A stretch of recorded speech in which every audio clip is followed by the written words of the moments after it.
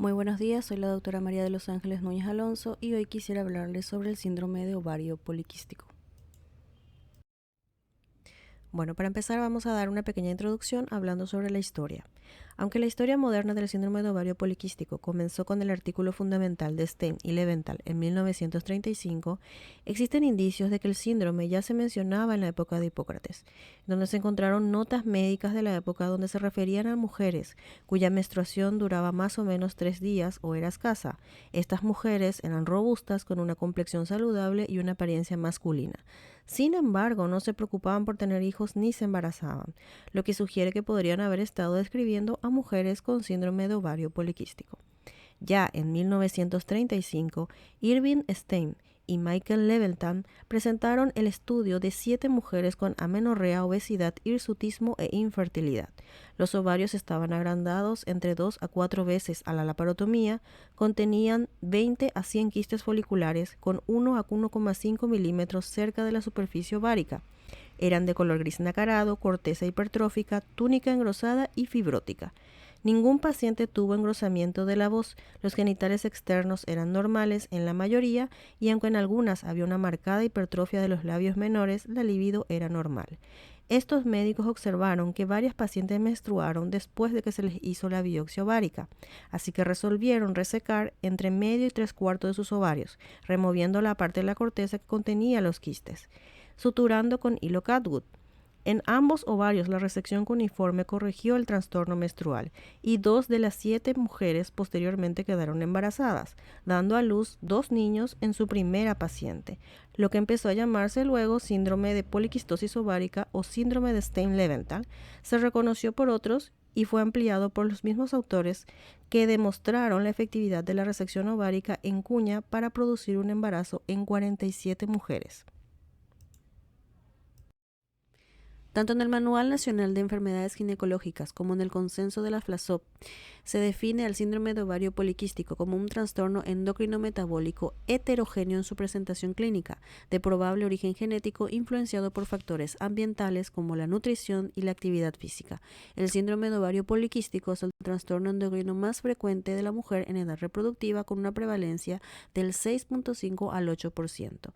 Entonces tenemos que tener en cuenta que se considera como un trastorno heterogéneo con múltiples causas, o sea, causas multifactoriales, que el riesgo de padecerlo aumenta con antecedentes familiares de anovulación crónica y exceso de andrógenos y puede heredarse con un patrón poligenético. En cuanto a la epidemiología, vemos que este heterogéneo síndrome presenta un exceso en la producción de andrógenos y que esta sería la consecuencia de una alteración intraovárica y su interacción con el resto de los desórdenes que forman parte del mismo, como alteraciones neuroendocrinas, metabólicas y adrenales. Afecta entre el 5 al 10% de las mujeres en edad reproductiva y, según los criterios del Instituto Nacional de Salud de los Estados Unidos, afecta del 6 al 10% de las mujeres en edad reproductiva y, según los criterios de Rotterdam, la prevalencia puede ser el doble. En cuanto a la fisiopatología, vemos una disfunción neuroendocrina, hay una hipersecreción de hormona luteinizante, trastornos metabólicos como resistencia a la insulina e hiperinsulinemia, una disfunción de la esteroidogénesis y de la foliculogénesis ovárica. Vamos a ir enumerando y describiendo cada una de estas alteraciones. Primeramente tenemos una disfunción del eje hipotálamo-hipófisis-ovario. Normalmente el eje hipotálamo-hipófisis-ovario regula el ciclo menstrual mediante la secreción de la hormona liberadora de gonadotrofinas por parte del hipotálamo, que estimula la hipófisis para secretar hormona luteinizante y hormona folículo estimulante. En el síndrome de ovario poliquístico, la secreción de la hormona liberadora de gonadotrofina se vuelve más rápida y frecuente. Por lo tanto, la frecuencia de pulsos de la hormona liberadora de gonadotrofinas está en aumento. Esto favorece la producción de la hormona luteinizante sobre la hormona folículo estimulante. Por lo tanto, tenemos una relación de la hormona luteinizante sobre la folículo estimulante alterada. La hormona luteinizante elevada estimula la producción de andrógenos en el ovario. La hormona folículo estimulante baja impide que el folículo dominante madure. Por lo tanto, tenemos una anovulación. En consecuencia, obtenemos una falla en la selección folicular y ciclos menstruales irregulares o ausentes, oligomenorrea o amenorrea. En segundo lugar, tenemos alteraciones en los folículos ováricos. ¿Qué se ve en el ovario? una acumulación de folículos preantrales y antrales pequeños que no ovulan. El tamaño de estos folículos es de 2 a 9 milímetros en la periferia del ovario, dispuestos en forma de collar de perlas que se ve por la ecografía. Vemos también más de 20 folículos periféricos y un aumento del volumen ovárico mayor a 10 ml. ¿Qué sucede a nivel funcional? No hay un folículo dominante que logre madurar, por lo tanto tenemos una anovulación y los folículos permanecen en fase temprana, generando un bloqueo folicular. ¿Qué es lo importante? Que esta imagen ecográfica no es exclusiva del SOP. Puede verse en otras situaciones como pubertad temprana, obesidad, uso de anticonceptivos y no siempre indica una enfermedad. Por lo tanto, se toma como un criterio, pero no como diagnóstico único. Para entender la función ovárica alterada en el síndrome de ovario poliquístico, tenemos que saber la interacción normal entre las células de la teca y de la granulosa. En una fisiología normal, sin síndrome de ovario poliquístico, en un folículo ovárico en desarrollo, tenemos que la hormona luteinizante actúa sobre las células de la teca interna y la hormona folículo estimulante actúa sobre las células de la granulosa. En una conversión hormonal normal, en las células de la teca, bajo el estímulo de la hormona luteinizante, convierte el colesterol en andrógenos y tenemos androstenediona y testosterona. En las células de la granulosa, bajo el estímulo de la folículo estimulante, convierte estos andrógenos en estrógenos, o sea, estradiol, a través de la enzima aromatasa. Este equilibrio hormonal permite una maduración folicular, una ovulación y ciclo menstrual regular. En el síndrome de ovario poliquístico existe una disfunción de la interacción teca-granulosa. Por lo tanto, el aumento de la hormona luteinizante o de la insulina, que veremos más adelante, hace que las células de la teca estén hiperestimuladas. Por lo tanto, se produce un exceso de andrógenos. Hay aumento en los niveles de androstenediona y testosterona. Ahora, el déficit de la folículo estimulante hace que la folículo estimulante sea insuficiente para estimular adecuadamente a las células de la granulosa. Por lo tanto, la aromatasa está poco activa y no se convierten los andrógenos en estrógenos. ¿Qué pasa entonces? Se acumulan andrógenos en el folículo, no se produce suficiente estradiol y el folículo no madura, o sea, tenemos una anovulación. En tercer lugar tenemos el hiperandrogenismo, que es el aumento de los niveles de andrógenos como la testosterona, el sulfato de hidroepandrosterona y androstenediona. Provienen principalmente de los ovarios por estimulación de la hormona luteinizante o la insulina y también pueden producirse en las glándulas suprarrenales. Como síntomas clínicos típicos vemos el hirsutismo, el acné severo y la alopecia androgénica. El ambiente hormonal alterado impide el desarrollo adecuado del folículo y la ovulación, perpetuando el ciclo anovulatorio. En cuarto lugar tenemos a la resistencia a la insulina e hiperinsulinemia. La insulina, que normalmente ayuda a que las células absorban glucosa, no actúa eficazmente en los tejidos del cuerpo, especialmente en el músculo y en el hígado. Como compensación, el páncreas produce más insulina y esto se llama hiperinsulinemia. ¿Cómo impacta en el síndrome de ovario poliquístico? La insulina alta estimula directamente a las células de la teca ovárica, promoviendo la producción de andrógenos, como la testosterona y la androstenediona. Esto inhibe a la globulina transportadora de hormonas sexuales en el hígado y esto deja más andrógenos libres en sangre. Aumenta el apetito y favorece la ganancia de peso, que a su vez agrava la resistencia a la insulina. Como consecuencia tenemos un exceso de andrógenos, alteración del ciclo ovárico y aumento de riesgo de diabetes tipo 2 y enfermedades cardiovasculares. En quinto lugar tenemos la inflamación crónica de bajo grado. ¿Qué significa esto? Las mujeres con síndrome de ovario poliquístico suelen tener niveles elevados de marcadores inflamatorios como la proteína C reactiva, la interleucina 6 y el factor de necrosis tumoral alfa. ¿Qué provoca? Esta inflamación sistémica leve contribuye a una mayor resistencia a la insulina, una disfunción endotelial, por lo tanto riesgo cardiovascular y alteraciones en la función ovárica. ¿Qué relación tiene con el tejido adiposo? El tejido graso abdominal es una fuente importante de estas citoquinas inflamatorias, por eso la obesidad central agrava el síndrome de ovario poliquístico. En sexto lugar tenemos factores genéticos y ambientales. Entre los factores genéticos hay antecedentes familiares frecuentes de síndrome de ovario poliquístico, diabetes tipo 2 o infertilidad. Se han identificado polimorfismos genéticos en genes relacionados con la producción hormonal y el metabolismo de la insulina. Existen varios locus genómicos que se han propuesto, pero el principal es el gen de la folistatina.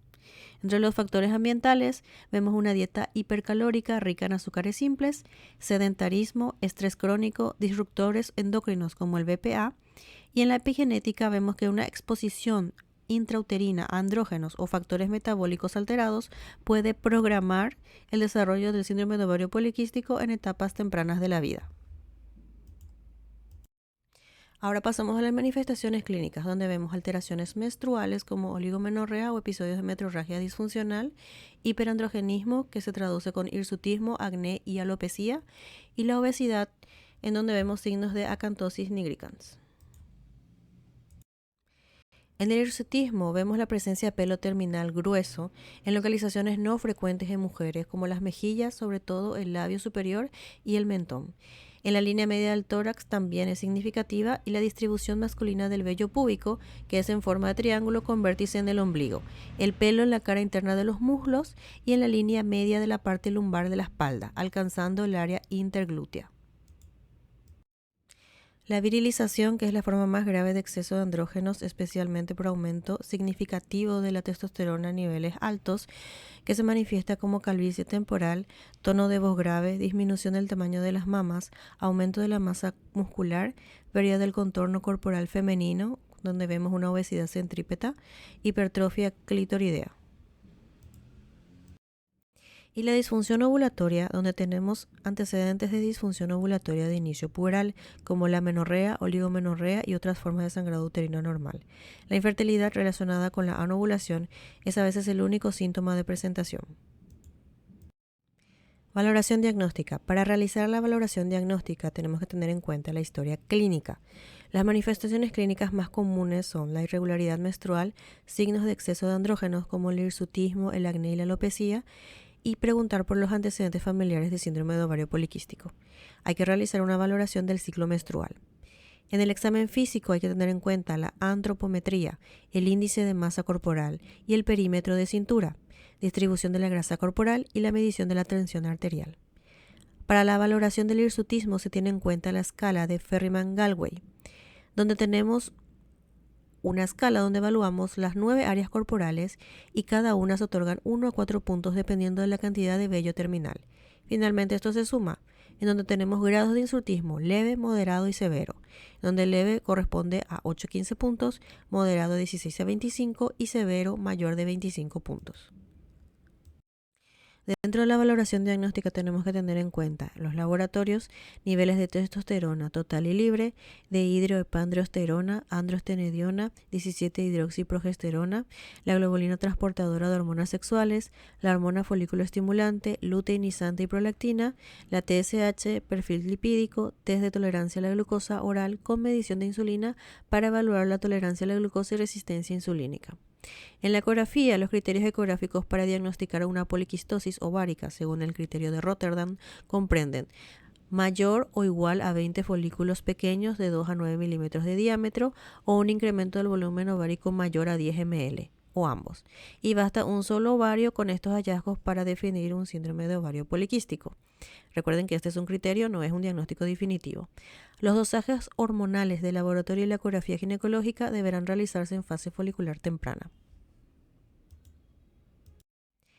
Para realizar el diagnóstico nos basamos en los criterios diagnósticos de Rotterdam del 2003, en donde se requiere la presencia de al menos 2 de los 3 siguientes criterios: oligoanovulación, hiperandrogenismo clínico o bioquímico y ovario poliquístico en la ecografía. En la tabla de abajo vemos un resumen de recomendaciones relacionadas con el diagnóstico del síndrome de ovario poliquístico, en donde vemos que el hiperandrogenismo bioquímico tenemos concentraciones elevadas de testosterona total o libre, índice de andrógenos libres calculado o testosterona biodisponible. En el hiperandrogenismo clínico, una puntuación modificada de Ferriman-Gallwey entre 24 y 28, indicativa de manifestaciones clínicas pronunciadas de hiperandrogenismo como el hirsutismo. En la oligoanovulación, oligomenorrea, caracterizada por ciclos menstruales de más de 35 días de duración o menos de 8 ciclos por año. Y en la morfología del ovario poliquístico, la presencia de más de 20 folículos centrales en uno o varios ovarios o un volumen ovárico superior a 10 milímetros.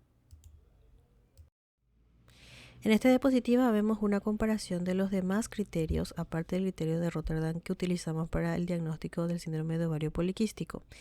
En el primero vemos la proveniente de la publicación de la Conferencia de Expertos del Instituto Nacional de Salud de los Estados Unidos de 1990, donde ellos proponen dos criterios previa exclusión de otras patologías como la hiperplasia suprarrenal congénita, tumores secretores de andrógenos, hiperprolactinemia, síndrome de Cushing o disfunción tiroidea. Para ellos lo importante es la presencia del hiperandrogenismo y o hiperandrogenemia y la anovulación. La segunda definición proviene de la conferencia de Rotterdam del 2003, en donde ellos determinaron, como dijimos, que había dos de los tres criterios en donde debe haber oligo o anovulación, signos clínicos o bioquímicos de hiperandrogenismo y ovario poliquístico por ecografía. El tercero es de la Sociedad de Exceso de Andrógenos. Ellos determinan que los criterios son los siguientes: hiperandrogenismo, hirsutismo y o hiperandrogenemia, oligoanovulación y ovario poliquísticos por ecografía. Después tenemos el criterio de Rotterdam del 2012, que ya se había actualizado, y en donde ellos presentan la oligoamenorrea o anovulación crónica, que debe estar presente al menos 2 años, y donde incluyen también el dosaje de la hormona antimuleriana. Y el de la Sociedad Europea de Endocrinología, en donde ellos también tienen en cuenta el hiperandrogenismo, la oligomenorrea, no así la morfología multiquística por ecografía. Como dijimos, para el diagnóstico del síndrome de ovario poliquístico es necesario hacer un diagnóstico diferencial con otros trastornos hiperandrogénicos de las mujeres con anovulación crónica o exceso de andrógenos, en donde encontramos una hiperplasia suprarrenal congénita no clásica, tumores secretores de andrógenos y causas de oligomenorrea o amenorrea. También podremos citar el hirsutismo idiopático, el síndrome de Cushing, resistencia a glucocorticoides y otras causas infrecuentes de exceso de andrógenos. Fenotipos. Los fenotipos del síndrome de ovario poliquístico se refieren a los diferentes patrones de presentación de los síntomas y características de esta condición, basados en la combinación de hiperandrogenismo, anovulación y ovario poliquístico. Existen varios sistemas de clasificación, pero uno de los más comunes se divide a las mujeres con síndrome de ovario poliquístico en 4 fenotipos principales según los criterios de Rotterdam, donde tenemos el fenotipo A clásico tipo 1, donde hay hiperandrogenismo, anovulación crónica y ovario poliquístico. El fenotipo B clásico tipo 2, hiperandrogenismo y anovulación crónica, pero con ovarios de apariencia normal. Fenotipo C, anovulatorio, hiperandrogenismo y ovario poliquístico, pero con ciclos menstruales regulares. Fenotipo D, o normoandrogénico, anovulación crónica y ovario poliquístico, pero sin hiperandrogenismo clínico ni bioquímico. Entonces, haciendo un resumen, tenemos que los criterios del Consenso de Rotterdam del 2003 son los que utilizamos para el diagnóstico del síndrome de ovario poliquístico, teniendo en cuenta la presencia de 2 de los 3 criterios, que son la oligoanovulación clínica de oligoamenorrea o amenorrea, los signos clínicos o bioquímicos de hiperandrogenismo y ovario poliquístico de la ecografía transvaginal. Ahora, como ya nos centramos en los demás criterios, y también en el hiperandrogenismo clínico, nos vamos a centrar en el hiperandrogenismo bioquímico, donde tenemos que tener en cuenta las siguientes determinaciones laboratoriales a solicitar, como las hormonas hipofisiarias, la hormona folículo estimulante, la luteinizante, la TSH y la prolactina, esteroides y otras determinaciones como la insulina basal, la glucosa basal, TTGO, hacer el índice de OMA, y la globulina transportadora de hormonas sexuales, hormona antimuleriana y vitamina D. El índice de andrógenos libres, en donde tenemos una ecuación para realizar. Este cuadro nos recuerda que la hiperandrogenemia laboratorial se define con alguno o todos los siguientes niveles, donde tenemos los niveles de testosterona libre, bioquímica, total y la androstenediona y sus niveles para tener en cuenta. En cuanto a la hormona antimuleriana, tenemos que tener en cuenta que en pacientes con hiperandrogenismo y ciclos irregulares no es necesaria su dosaje. No se recomienda como una prueba única y no debe realizarse en adolescentes. El pico máximo es entre los 20 y 25 años. Tampoco se realiza la dosificación de la hormona antimuleriana si ya tenemos una ecografía con poliquistosis ovárica y su porcentaje es menor cuanto mayor es el índice de masa corporal. Ahora pasamos al tratamiento.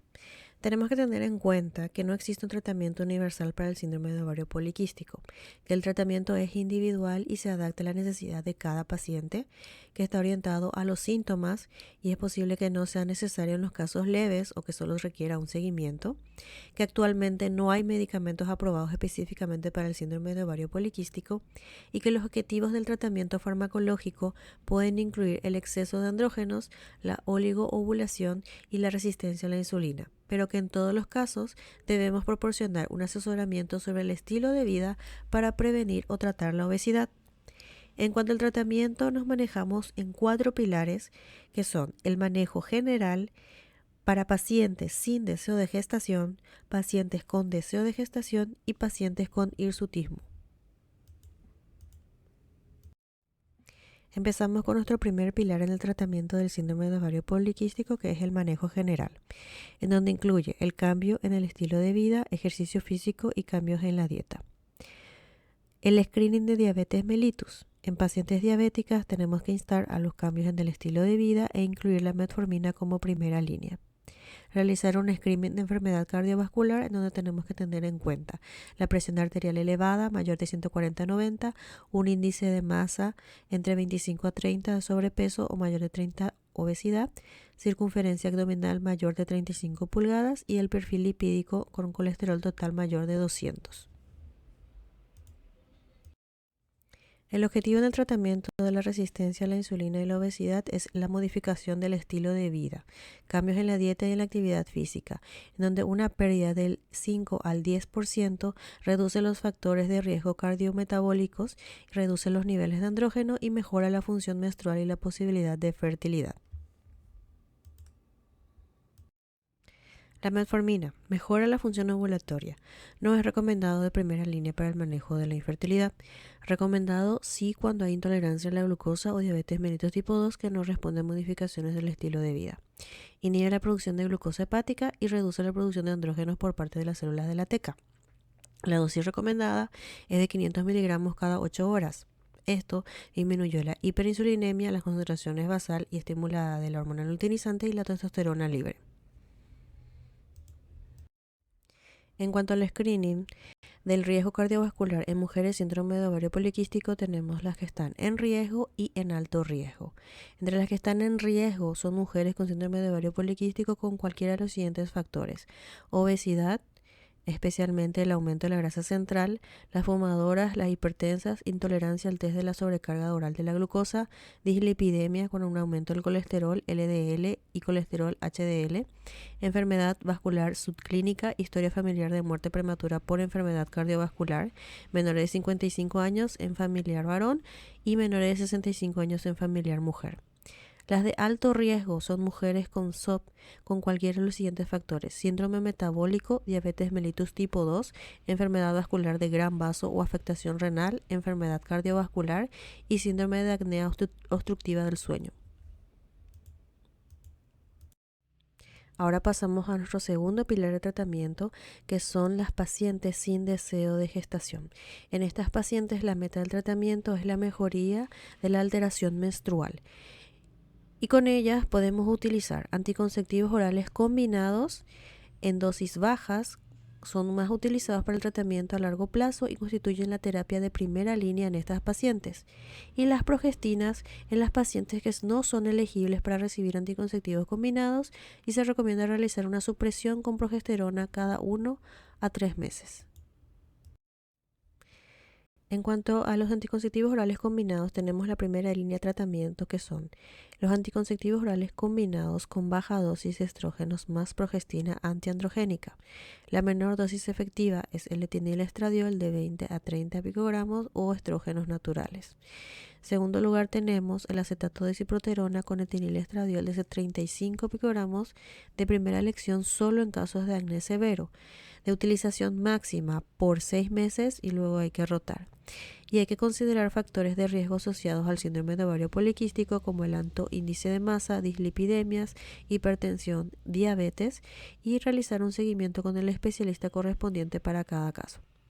Tenemos que tener en cuenta que las píldoras anticonceptivas orales combinadas se utilizan para el tratamiento de reducir el hirsutismo y los ciclos menstruales irregulares y aparentemente no hay un consenso unificado para la dosis de letinil-estradiol, pero el que sugerimos en la tabla de arriba es el propuesto por el Plan Nacional de Patologías Ginecológicas.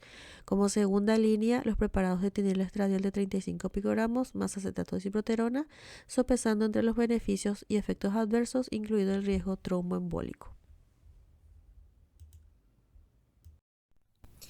Nuestro tercer pilar de tratamiento son los pacientes con deseo de gestación. En estas pacientes se busca la inducción a la ovulación para lograr el embarazo deseado. Tenemos el citrato de clomifeno, el letrozol y el drilling ovárico, que es la punción selectiva de los ovarios de 4 a 10 punciones con láser o asa térmica por la laparoscopía, lo cual resulta en una disminución de las hormonas masculinizantes. Al inducir la ovulación tenemos que tener en cuenta que un embarazo está expuesto a un mayor riesgo de aborto espontáneo cuando tenemos concentraciones elevadas de la hormona luteinizante, lo que genera un entorno adverso para el ovocito y el endometrio. Entonces, antes de que se induzca la ovulación, los valores de la hormona luteinizante deben reducirse con unos anticonceptivos orales combinados, y este objetivo se logra entre las 4 a 6 semanas de utilización. Para inducir la ovulación, las concentraciones de la hormona folículo estimulante pueden elevarse con administración oral de un antiestrogénico, como el citrato de clomifeno, un inhibidor de la aromatasa como el letrozol o el anastrozol, o con una inyección subcutánea de folículo estimulante recombinante. El citrato de clomifeno se inicia en cualquier momento del ciclo en una paciente con amenorrea y anovulación, con dosis inicial de 50 miligramos por día en el día 3 del ciclo, continuando durante 5 días. El segundo ciclo se realiza con 100 miligramos por día durante 5 días y la falta de respuesta con dosis de 150 a 200 miligramos por día durante 5 días es indicativa de cambio de tratamiento. Inhibidores de la aromatasa. Se inicia del día 3 a 7 tras el sangrado uterino. Se utiliza letrozol 2,5 a 5 miligramos por día y anastrozol 1 miligramo por día. Gonadotrofinas en dosis bajas. Las inyecciones de la folículo estimulante recombinante se inician el día 3 del sangrado uterino. Se administra por vía subcutánea en dosis inicial de 75 unidades internacionales durante 10 días, a intervalos de 3 y 7 días, hasta que las concentraciones de estradiol aumenten. La dosis se mantiene hasta la rotura folicular inducida por inyección subcutánea de la hormona coriónica humana recombinante en 250 microgramos. El cuarto pilar de tratamiento son las pacientes con hirsutismo. El objetivo principal es reducir la concentración de andrógenos para detener la conversión ulterior de vello en pelo terminal. Y en primer lugar tenemos la utilización de anticonceptivos orales combinados, donde las guías actuales coinciden que el tratamiento de primera línea son anticonceptivos orales combinados por 6 meses de duración. En segundo lugar, la espironolactona, que además de ser un antagonista de la aldosterona, esta droga se une al receptor androgénico, por lo que funciona como un antagonista competitivo. La dosis utilizada es de 25 a 100 miligramos por día. Agonistas de la hormona liberadora de gonadotrofinas. Reducen de manera efectiva la concentración de gonadotrofinas y por lo tanto reducen la concentración de andrógenos. Clorhidrato de eflornitina. Actúa como un inhibidor irreversible de la descarboxilasa de ornitina. Esta enzima es necesaria para la división y función de las células del folículo piloso y su inhibición reduce la velocidad del crecimiento del pelo. Se utiliza para las pacientes con clínica de hirsutismo de nivel facial. Se aplica 2 veces al día en las áreas faciales afectadas. Inhibidores de la 5-alfa reductasa. La biotransformación de testosterona en dehidroepandrosterona se reduce con finasteride. Depilación, la depilación superficial, extracción mecánica o destrucción térmica por láser. Ya finalizando, tenemos que tener en cuenta que el síndrome de ovario poliquístico es una enfermedad multifactorial y de tratamiento multidisciplinario, donde tenemos consecuencias a corto plazo y a largo plazo. Las consecuencias a corto plazo son la obesidad, esterilidad, irregularidad menstrual, perfil anormal de lípidos, hirsutismo, acné, alopecia androgénica, intolerancia a la glucosa y la acantosis nigricans. Y las consecuencias a largo plazo, la diabetes mellitus, el cáncer endometrial y la enfermedad cardiovascular. Conclusiones. El síndrome de ovario poliquístico es un trastorno hiperandrogénico tanto en su manifestación clínica como el hirsutismo como bioquímica en la hiperandrogenemia. Se debe considerar la morfología de los ovarios al establecer el diagnóstico de síndrome de ovario poliquístico, pero requiere el uso de criterios claros y estrictos, como los criterios de Rotterdam. Hay muchas discrepancias acerca del papel de las patologías asociadas al síndrome de ovario poliquístico. Sin embargo, ninguna de las definiciones existentes de SOP incluye la presencia de obesidad, resistencia a la insulina e hiperinsulinismo como criterios diagnósticos del síndrome. La detección y la prevención de obesidad e insulinoresistencia son aspectos fundamentales como determinantes de patologías a mediano y largo plazo. Y así finalizamos. Gracias por su atención.